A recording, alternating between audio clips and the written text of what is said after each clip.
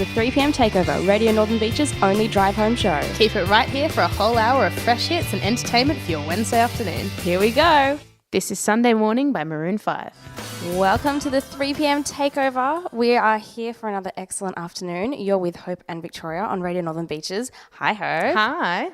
So, some somewhat exciting news to start off. This is so exciting for me, anyway. Yeah, so over the weekend, I was over in Belrose and I was like, I think Glenrose is open. Drove past. Whoa, just add water. There's a shopping centre. Isn't it so weird? It's been being developed for the longest time. I feel like it's been a literal hole for 9 years, and suddenly, I don't go in 2 weeks, and I come back, and it's boom, 2-story shopping centre. It's so weird to think that it's been 9 years, because that sounds so long, but because I grew up down the road from there, and now I think about it, they demolished it when I was in my first or second year of high school. And so it makes sense that it's been 9 years. Well, is it 9 years so since they started closing it? Because I feel like that second half was open for ages, but they cut off next to the butcher and the baker. Yeah, they cut off the got first rid of the bit. candlestick maker.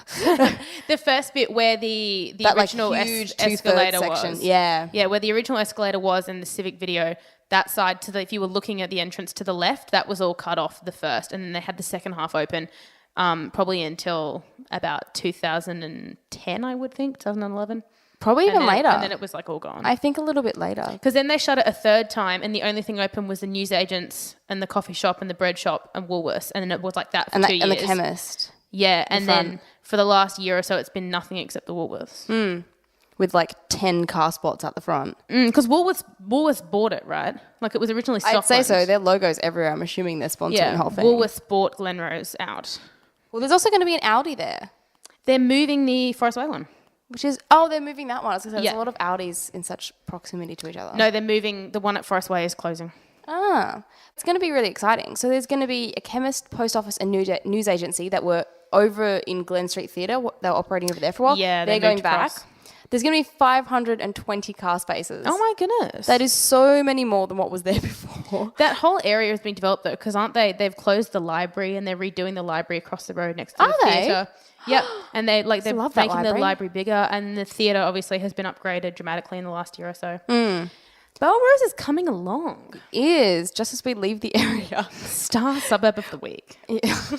It's not suburb of the week. Don't listen to her. Our suburb focus is a different suburb. That's true. We're not nearly close to Belrose yet. But we are in the right council area. That's true. Well, We've always been in the right council area. Since the amalgamation, we're always in the right council area. This is true. So there's also going to be a Baker's Delight, a seafood, a butcher. There's going to be heaps of general merchandise, fashion services. There's going to be an Italian cafe and a Stellar Blue restaurant. So they're the same ones as the people on DY. Yep. I love that And place. there's going to be a salon and heaps of other stuff. It's really exciting. And apparently quite a lot of original businesses are coming back. I read that I heard that. The original beautician that was up the top is coming back, and the toy store that was up there, the shoe shop that used to be in the middle near the newsagents. Quite a lot of original retailers are. The fish shop are coming back, and Holy Mackerel, they're reopening, I think. Oh, that's good. So they do good burgers. They do. Well, they so did, it's going to be... Actually, no, Holy Mackerel are open at Forest Way now. Oh, they are too. They've moved in there near to Subway. And wait, there's a Subway at Forest Way? yeah, it's been there since Where? ever. Near opposite the RTA. I am blanking. Is there really a Subway there? Been there for since we were children. No. Yeah. I 100% don't believe you. There 100% No, I totally do. is I one. know. My brain was my brain was mentally walking through that shopping centre. Yeah, I remember it. There is Oh definitely my goodness. I have never recognised that there's a Subway there. one. Oh, yeah. But this is so exciting. This is a great thing for the area. As we all know, shops are a major draw card when people buy property. So it's going to be really, really great for the area in terms of people moving in and house value being good. And, it's a good area. It deserves to have a good local shopping centre. Yeah. I mean, the original Glenrose was really good, but it was in need of an upgrade. So it's great that it finally got it. Yeah. A facelift. It was great, but did the facelift really need to take a decade? That's my question. So Is the Chinese restaurant going back? I used to love that Chinese restaurant at the top. No. Everybody loved that restaurant. They did the best deep fried ice cream. But anyway, no, it's not coming back. So Glenrose is going to be that great. It's true. Without that restaurant, it can never be great. Although I think they're getting a Thai restaurant, so What? That's pretty so good. cool. I actually heard there were rumors there was going to be a Kmart there, but I don't think it never happened. But Kmart were originally going to set up because so were Target. That would actually change my life. I know, it'd be so great. And I don't know if it would be for the better or the worse. That's undecided. The worse for your bank. Yeah. The better for yourself. Exactly. True. We'll be back after this. Welcome back to the 3 p.m. Takeover. That was Bruno Mars with Count on Me. Super cute song for a Wednesday afternoon. I was going to say, even if you don't like Bruno Mars, you've got to love that song. It just makes me so happy. Yeah. It makes me feel I like warm his inside. music. I'm not sure I like him as a person. Oh, okay. Yeah. He's a bit of a dork.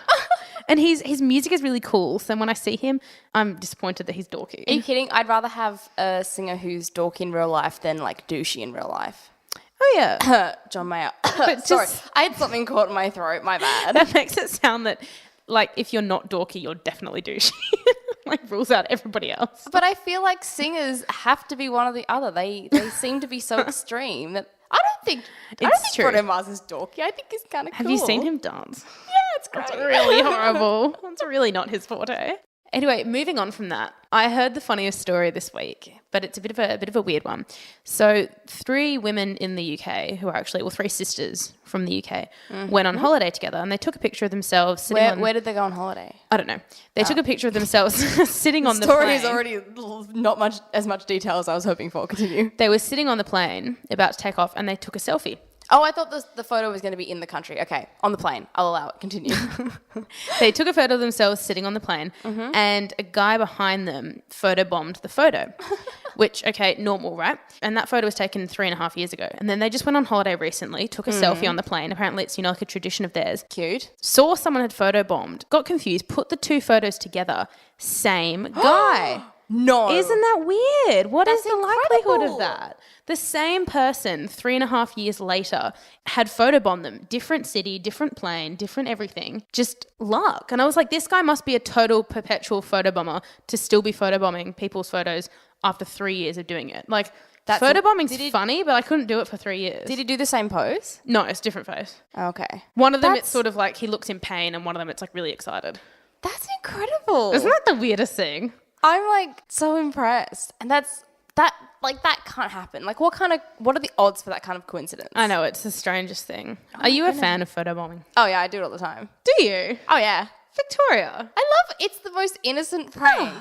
I love it. I did not suspect you of No, this. if I'm at parties and I see someone taking a photo, I'll try and get in the background and jump up and Oh my gosh, I think if you scroll through my photos on Facebook, a good half the ones I'm tagged in, I'm not even like posing for the photo. I'm in the background like making a stupid face. I think I've photobombed like less than 5 times in my life, and I always feel really bad. What? Well, no, I don't photobomb unless I know the people. Oh, well then that doesn't count. Yes, it is, because they will like try and take a nice photo and I'm like in the background. Oh, but what about photobombing random people like this incident? No, I don't like doing that. Yeah, neither do I. I mean, it depends. Sometimes I've done it, but I won't go out of my way, but if I can see someone taking a photo and like if I'm like going to be in the background, like if you're sitting at a restaurant, you can see in the background like you're going to be in the photo, then I'm like, I might pull a stupid face. Yeah. But I won't like move out of my way and like run across a hallway to like be in someone's photo. Yeah, that's true. Actually, I have the funniest story about photobombing. So I was out last year, I can't remember where I was, somewhere in the city, and I was with my boyfriend, and he loves photobombing people even now. So he's probably the kind of person that would get the same photo like 3 years later because he always does it. Maybe it was him. And he decided to photobomb this Chinese couple who were eating dinner. There's a thing like with photobombing, you can't go too close or else they're going to notice you in the screen, right? We were sitting right behind them. Like I could have stretched out and tapped one of them on the shoulder. Yeah. And I was like, you're too close. And he was like, no, it's fine. And he leaned over and got his face right in between theirs. And of course they did see, and they both turned around and they were like, excuse me? And we were like, oh no. And we thought they were about to get really angry. That's so awkward because you're like sitting, like it's not like you can just walk off, like sitting at a table. You're like, we'll just awkwardly not look at you for the rest of this dinner. We were both sitting eating dinner, like 2 sets of people. It's so and they awkward. turned around and they were like, excuse me? But then they took it well and they actually ended up laughing. And the 4 of us then took a photo together. I don't know why, but we did. Well, if I ever see someone trying to photobomb my photo, I always laugh and I like to try and get them more in it. I've never seen someone photobomb my photo. I think it's probably... I don't have any photos. Obviously, my photo's not worthy of being in the background of because no one's ever done that to me. Except like really close friends. Yeah, like no one close friends random. do it. If you've been photobombed or a serial photobomber, let us know. Post the photo to our Facebook page. Okay. Post your best photobombing photo. Because we all know. We'll be right back after this. You're listening to Radio Northern Beaches. Welcome back to the 3 p.m. Takeover. That was Lucky by Jason Mraz and a female singer. Colby Callow. Oh my gosh. Remember a couple weeks ago we were discussing how they're like the male-female version of each other? Yeah, they're just the same. Oh, they did a song, and the song's about like being best friends with someone. Yep. Oh my And falling in love with them. So Colby Callow is the singer made famous by the song Bubbly. She's so cute. I like her. She's really, really great singer. So we're going to talk about ways you can de-stress. And I think listening to Jason Mraz is easily a way to do that. Yeah, he's so peaceful, right? Yeah. And he actually has, if you were listening to our Christmas special in December, we actually played a song by him, and he has the most amazing, relaxing Christmas album ever. So ways you can de-stress. So on the weekend, I treated myself and went and got a massage, and oh boy, did it feel amazing. I am so glad I went and did that. It was in need. I didn't realize how stressed, like I knew I'd been stressed, but the masseuse was like, you're holding all your tension in like your neck. And after the massage, I was like, I feel so loose and happy now. It was amazing. Massages are so great. Yeah, but they are a luxury and sometimes you can't always afford them. They are very pricey. Did you get a Thai one or a Chinese one? No, my friend has her own business. Oh, fancy. So I went to her because I support local businesses. But was it like Chinese style? Like, was it really like hard, or was it very like sensual sort of? Sensual. No, like more sort of like Thai massage is very like moisturizer and candles and relaxing, whereas Chinese one is like kind of like physiotherapy. Well, she's trained as a physio as well. So it was kind of 3/4 relaxation massage and 1/4 like, I'm going to fix you. Yeah. But it was so relaxing. Afterwards, when I got home after the massage, I just sat down and read a book, and I hadn't sat down and read a book in so long. I had the most like relaxing morning. That's so good. It was such a lovely day.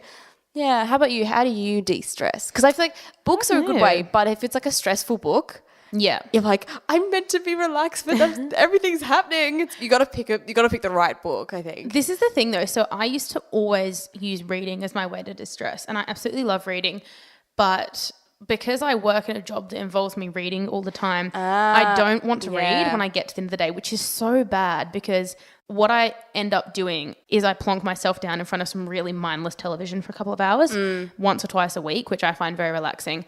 But that annoys me because I don't feel like you should use television to relax. After I read that thing that says that your brain is more dead watching television than when you're asleep, I'm now always like, oh, television. It's like millennial meditation. Yeah. Vegging out. To de-stress, I really, really love to do yoga. I've always done yoga. I love it and I find it very, very relaxing. What's good about yoga is it's really hard when you start it, but when you get to a point where you're quite good, it's no longer hard, if that makes sense, because you're used to it. So then it's just quite relaxing. I also like walking, but in terms of something that's a bit more like treating yourself, I really love getting my nails done. Oh, yeah. I like that. That's nice. As like a sort of way to relax and chat to people and yeah.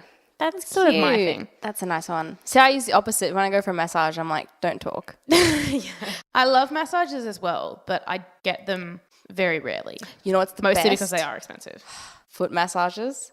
I've never had one. Oh, dude, you're missing out. Not like a professional one. Reflexology is probably the closest you'll ever get to God. It's like the best feeling in the entire world. I love reflexology. Because I'm normally ticklish on my feet, but I guess massage, because when it's enough pressure, it's not ticklish anymore. Okay, because I had a bad experience. I was getting a pedicure once. I really want a foot massage now. Sorry. I had a massage on the weekend. I'm like, I just want more. I haven't had very many pedicures in my life because I had an experience. I was getting them done once, and I do have very, very ticklish feet. And my mum convinced me to go. And when they do, it's too soft. It's just so ticklish. But my mum convinced me. She was like, Hope, it's not like having your feet tickled. Like, you know, she said, like you, there comes a point where they're pressing hard enough that it's not ticklish. No, they had a little scrubbing brush, and there's nothing funnier than the bottom of your feet being scrubbed. And I nearly kicked the lady in the face because I was laughing so much. I was convulsing in the seat. Like, I could not even control myself. My feet were like kicking up in the air. She kept like trying to grab them, and it was a tough experience. She didn't get the hint that like maybe this girl doesn't want this. But she tried so many different types of bristles, and they were all tickly. Oh no, it was not my thing. But reflexology, I have to Let's look into this one. It's so lovely. See, even sometimes, like, if I come home from a stressful day of work, and I'll be honest, I drink probably like a million cups of tea at work. I'll get home and I'll be same. like, I just need a cup of tea. Yeah. And there's something magical about a perfectly made cup of tea. It actually makes like all your problems go away for like 5 minutes. It's wonderful. I find that almost with any hot drink, actually. I mean, tea is my hot drink of choice. But Hot I come chocolate will home, do it too. any hot drink that I drink is going to feel good. There's something so soothing about it. And it just, instantly, like, I feel like my heart rate, like, instantly lowers in a good way. Yeah. Not like an undying way. Thinking of like having a massage, I like to de-stress. When I come from work, I like to stretch. Because like it is painful because my muscles are tight. But after I've stretched for like 15, 20 minutes, I feel really loose. Yeah, it is good, eh? And then that's really great. That's a good one, actually, as well. Write on our Facebook page, send us a tweet. Let us know what your favourite way to relax is, because what I love is that everyone has such different ways of relaxing.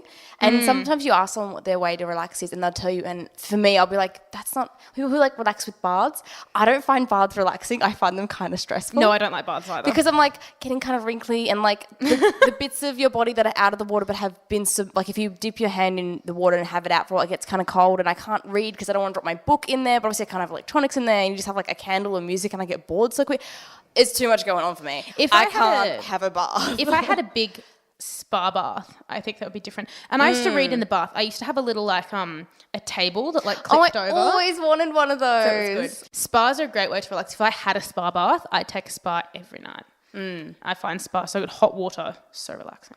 It is. But yeah, as Victoria said, we want to know how you relax. Some people have the worst ways of relaxing. I had a friend. Like what? Well, I had a friend who was like, yeah, I just love running to relax, and I'm just really tired and I just want to chill out. I go for like a 10K run. I'm like, really? That's how you relax? Really? Only 10Ks? I find that I personally, if I'm so stressed, like I can't stop. I can't like go to sleep because I'm so stressed. A run will get it out of me. Yeah. And then I it feel makes you relaxed. tired. But I'm not like, I just want to de-stress. I'm going to go for a run. It's when I like, and I'm like, my brain literally can't do anything. I'm like, I need to run it out. And that's when I'll probably use that as a de-stress, but not like it's not my go-to. That being said though, I find the gym quite relaxing and quite not stressful because it's like rhythmic. Yeah, and because I always try to go, I go quite late at night when like nobody's there. Yeah, I go find for really jogs relaxing. at night. I don't like seeing people. That's so antisocial. Yep. That's why we work in radio. Except in bars. Can't see our faces. Yep, we definitely have the face for radio. Welcome back to the 3 p.m. Takeover. You're listening to Radio Northern Beaches. That was Timmatic, who is now Timmamaji. I don't know, whatever he is, with Can You Feel It? And before that, we had Justin Timberlake. I love his new song. I just love all his songs. And not just because it was like premiered at Eurovision. I just love it, full stop. It is so great, right? It just makes me want to dance, I forgot that was the song that he did at Eurovision. Yeah, it was. Short memory. My gosh. You do. And that was only like a month ago. Oh my goodness. But time is moving so quickly. This is true.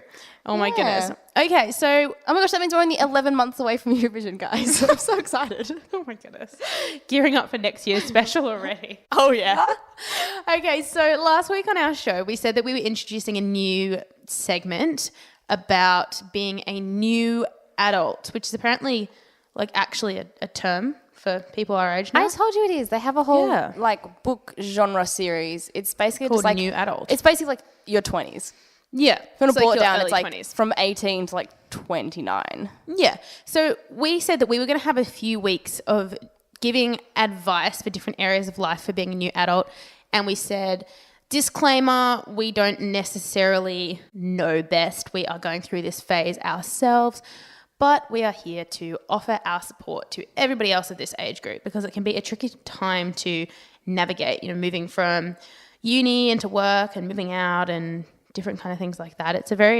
It reminds me of, It's all very new. Yeah. Funny. It's like, how children go through so much change from being born to being 5. Like it's such a rapid change for them. I feel like, that period again, like it's going so quickly. You go from being dependent and almost a child to, people are married and having children, and it's a really quick time. It is, yeah. And I think that's what's so hard about it is it isn't really like a guidebook or a rule book for it. Not that any stage of life really does have it, but that's why we wanted to do this sort of, I guess, little series because we're going through it as well, and it's kind of like we don't have all the answers, but let's go through it together. And we're going to stuff up and be very relatable. The way we're talking about it makes it sound like puberty round 2. We're all going through it together. It is. It totally is puberty round 2. It's like life puberty. Instead of physical puberty, it's like mental puberty. But like no one tells you that you're still going to have pimples and acne when you're in your 20s. Watching movies, I was like, that's all going to go away as soon as I hit like 18. No, it doesn't. If you still eat bad food like I do, you're still going to get pimples. There are people who have pimples who are in like their 40s. Yeah. I feel like it never goes. Yeah, and there are people who are like 16 and have like perfect skin, and I'm like, well, sorry.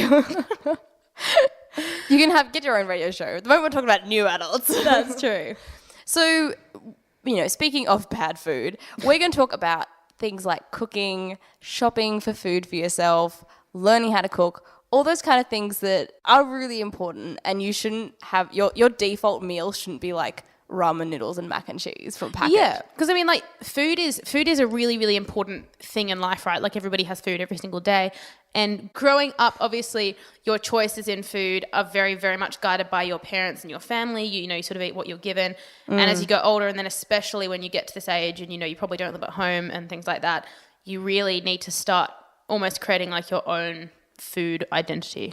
It doesn't have to be a chore. Like the great thing about food is that you get it's what is not great about food? No, whatever you make, like you get to eat. Like that's so fun. You get to find really cool staples. If you find like the best fun cookie, if it tastes good. Yeah, if you find like the best cookie recipe and you like learn it, you get to eat cookies. Like that's true. And you get to like, if you don't feel like, maybe I don't feel like making a pizza tonight, you can be like, I'm gonna try making a different kind of like you can. Like, you don't have to go out and buy heaps of recipe books. You can just look it up. Everything's online now. There are so many really great YouTube channels that are cooking based. Yeah, and they're like true. Interesting and funny, entertaining at the same time. But they also show you how to make it. And often they'll have like penny pinching series, or they'll have meat free series, which is another way to save money. Or you could be like, I'm really craving something that has like chocolate and caramel and this other thing. You could Google it, and I guarantee there's a recipe for it. Yeah. So very much for me. So I moved out of home recently. The way that I work now is my week, or just my thinking generally about food, is kind of split into 3 ways. So the first part that I have is just traditional homemade favorites, things that I grew up eating at home that I know how to make. Some of them are easy to make. Your autopilot meals. Yeah, like some of them are a bit harder, but they're things that I grew up with. Then another third is new things. So for me, once a week, I try and make a meal that's Me new. Too. My latest thing over the last couple of weeks, I've decided that at least once a week I'm going to try and make or bake something like a recipe I've never tried before. Yeah, because I have a lot of cookbooks, so like I'm flicking through them, and every week I'm trying to make something new. And then the third part is just for days when you're really, really, really busy, really, really simple meals that that you can just go to. The ones that have like 3 ingredients, and that they're not the healthiest, but they will fill you up. They're going to get you through, and you're not eating them every single day. Yeah, I think so. Like if we talk, they're the 3 main categories. Yeah. So if we start with simple meals, what are a couple of go-to meals for you that are going to be done in 20 minutes? It's actually a favourite meal of mine, but I can't have it very often because it's not that healthy. 3 ingredients, takes probably under 10 minutes to make. It is potatoes, baked beans, and cheese. Yeah. That is the name of it. Cooked potato, and you basically make like a jack of potato, and it tastes so good. But I believe that there was a study shown that if you have potato supplemented with dairy, it covers almost all your vitamins and minerals, and you can survive off it for like literally weeks without feeling effects. Yeah, so this is a great recipe because you've got beans in there as well, which is a really good source of protein, if I'm correct. And the cheese, you got dairy and potato. Potato's really filling. Yeah. It's great. That's true. It's really interesting. Yeah. I've got a couple. One that I really like at the moment is I just cook up some pasta, add in some tomatoes, some basil, some cracked pepper, and some Parmesan cheese. Toss it around. Ready to go. Nice. Really quick, really, really nice and good for you. And the other one that I love to whip up just nice and fast is an omelette. Just I put don't a couple like of omelettes. things in. I didn't used to like omelettes. I got used to them now. I think it's all about what you put in them. So I just get a bit of onion, a bit of tomato, some shallots, and some bacon, little bacon pieces if I have them. Just put them into a nice omelette. That's nice. Ready to go. And a good tip, if you do learn how to make something or you know how to make something, make like twice as much as you need, and you've got meals for when you get home and you don't feel like cooking, you're dead tired, or like, what am I going to have at work tomorrow? Have leftovers. Don't go buy lunch. It's also money saving to cook in bulk. Absolutely. And especially if it's like a meal do you remember who first taught you how to make pasta? No, I totally don't. It was you. The one thing that I claim to. You weren't the first to teach me. But I was the one that made it sink in. Yeah, you helped make it sink in. Yes. But you didn't teach me how to make pesto. I learned how to do that on my own, and that is my Oh, do you make the pesto from scratch? Yeah. Oh, I'm not committed. That is my I feel like a pro tip. Learn how to make one thing that everyone kind of buys. So if you can make mayonnaise, make it, because it's probably actually really cheap. It's mainly just eggs, and then you could be like, yeah, I make my own mayonnaise. So I can say to people, I make my own pesto. I can't. That's really I cool. could not tell you the last time I bought a jar of pesto because we make it every single time now. That's really great. I think another thing that's really good if you have time on the weekend is to prepare in advance for the week, because if you plan what you're going to have for the week, it's fine when you're, a lot older and you've worked for a while, you're into a good rhythm, that kind of thing. But when you've newly moved out of home, it's good to have a plan, because the last thing you want to do when you get home is have to think about what you're going to have. But then at the same time, if you plan your meals, you might not feel like that meal. So just choose 7 meals that you're going to eat in the next week and just eat whichever one of them you feel like when you get home each day. Yeah, and you could even do 6 meals knowing that you're going to make a bulk of one and have leftovers. Yeah, so that way you're planned, but it's not sort of like you are having fish tonight. No negotiation, because you might not feel like fish, And you know what? Some nights, if you feel like you don't want to make a huge meal, but you feel like you haven't had enough vegetables, it's okay just to cook a huge bowl of vegetables, drizzle olive oil, salt and pepper and eat it. That's actually, I've done that a number of times when I don't feel 100% and I know I haven't had enough vegetables. Make sure you have vegetables every meal. Even if you make a pasta dish that doesn't really have many vegetables in it, just make vegetables on the side. Eat your vegetables. Yeah. A favourite that's actually really quick to make for me, and I live with my partner and he loves this one because he never ate it before he lived with me, is broccoli and cauliflower cheese. So basically you just get a whole pile of broccoli and cauliflower, steam it, and then bake it in the oven for a little while in cheese. Yum. It's so yum. And I it's don't really love cauliflower, but I love the for you. broccoli for that. Yeah. But the cauliflower is good because you can't really... Cauliflower is a bit of a nothing. It's just there as a filler. But it works really well when it's smushed in with broccoli. And everything's good with cheese, let's be honest. Yeah. That's a good one. Yeah. I can't make anything that's overly complicated. But you'd be surprised. I can make meatballs and meat patties from scratch. It's really nice. That's good. You'd be surprised how much cheaper and easier certain foods are to make. There's some foods that I hear about and I'm like, I can't imagine ever making that from scratch. And then you'll read a recipe for it, or you'll see it on MasterChef. They're like, oh, I'm just going to whip up a mayonnaise. I'm like, humans make mayonnaise? In my mind, it only ever comes from a jar. I'm like, people can make that?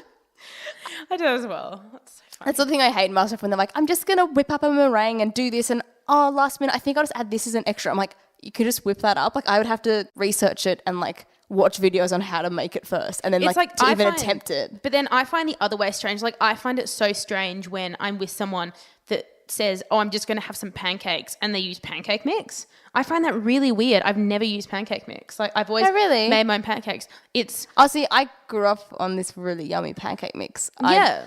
Before we go to the next song, I can tell you how to make pancakes because it's so quick. You need 1 cup of flour, 1 cup of milk, 1 egg, stir it together. You're done. Really? That's all. That's it? That's it. Oh. But I like buttermilk pancakes. We're done here. I'm out of here. Then you put in half milk, half buttermilk? Put in 3 or 4 heaped tablespoons of buttermilk. Or put in a little bit of vanilla essence. Done. Guys, out of here. I hope you've learned as much as I have this segment. Oh my goodness. Hope out. You can make your own pancakes. Yeah. Whip up some pancakes, because it turns out it's that easy. You can do that in the space of this next song. Enjoy. We'll see you after this. Welcome back to the 3 p.m. Takeover. Hope you enjoyed that electric feel. Is that what they say? Electric sound, electric feel? Electric feel. And you know what's so funny? I used to know somebody in primary school that thought it was electric eel. That would be an even better song. It's not. Imagine if the whole song was about electric eel. Electric eel. Now I want it to be. Now I'm disappointed. MGMT, come on, you could be better. Look, guys, it's the last segment, which means it's time for Suburb Focus. You thought you were getting out of it this week. Nuh-uh, we still have 400 suburbs to go. And this week we're heading to Wheeler Heights. We're actually not. We're more than halfway. Oh, are we? I thought you were saying we're not heading to Wheeler Heights. I was like, this is awkward. You told me Wheeler Heights. No, it is Wheeler Heights, which is true. And I feel bad for saying it, but for me, Wheeler Heights is the awkward suburb on the Northern Beaches that I always forget about. Yep. I forget it's a suburb. I don't think I even knew it was until I was 15. No, I agree. I don't. Until someone said they were from the beaches and they were like, oh, I'm from Wheeler Heights. And I was like, what the hell is Wheeler Heights? Yeah, I don't think I've ever been there. So Wheeler Heights is... I mean, shout out to Wheeler Heightsians. But Yeah, good for you guys. Also, like, sorry. So it backs onto part of the bushy area of the West Coast Parkway. It's next to Colorado Plateau. Okay. Narrabeen Lagoon borders Oh, yeah. Wheeler Heights as well. So it's kind of sandwiched between a whole bunch of suburbs.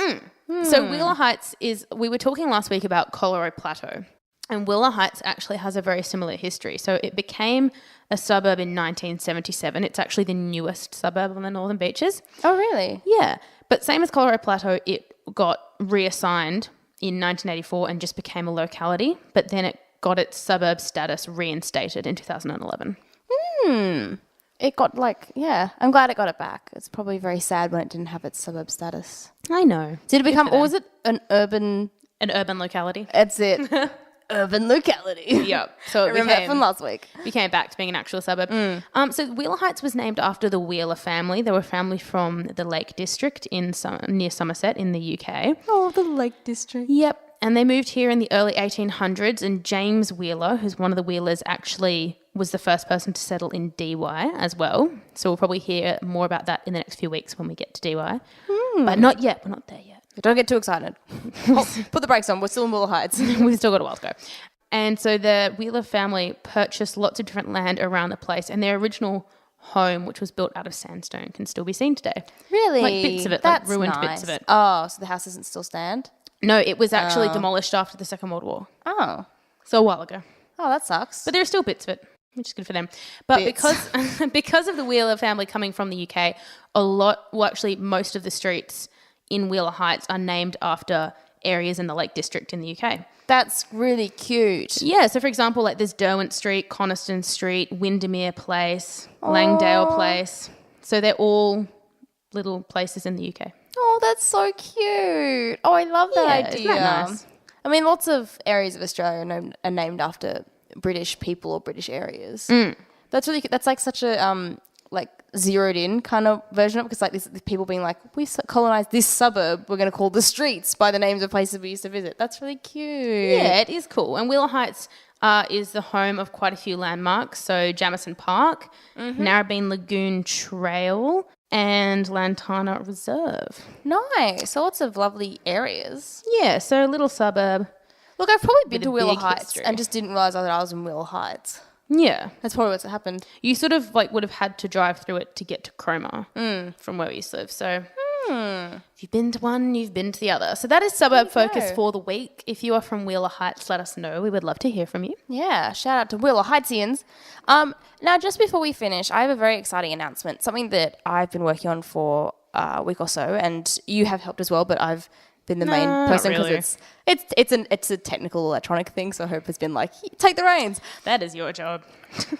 I'm happy to say that all of our past shows are on YouTube now. We've uploaded all of them. They're in order. They're in playlist by year. All the specials are up there. They are the SoundCloud edits, so you won't have any of the songs, unfortunately. But if you missed a week or we mentioned something and we discussed, last year we had this kind of special, and you go, I would have really loved to have heard the country special that happened in December last year. You can now do that. If you go onto YouTube, our handle user thing is the 3 p.m. Takeover, one word. Find us, subscribe to us, like the videos, leave us comments. You can leave us song suggestions in there as well if you'd like. Yeah, definitely. And that's going to be updated every week. Same with our SoundCloud, same with our Facebook.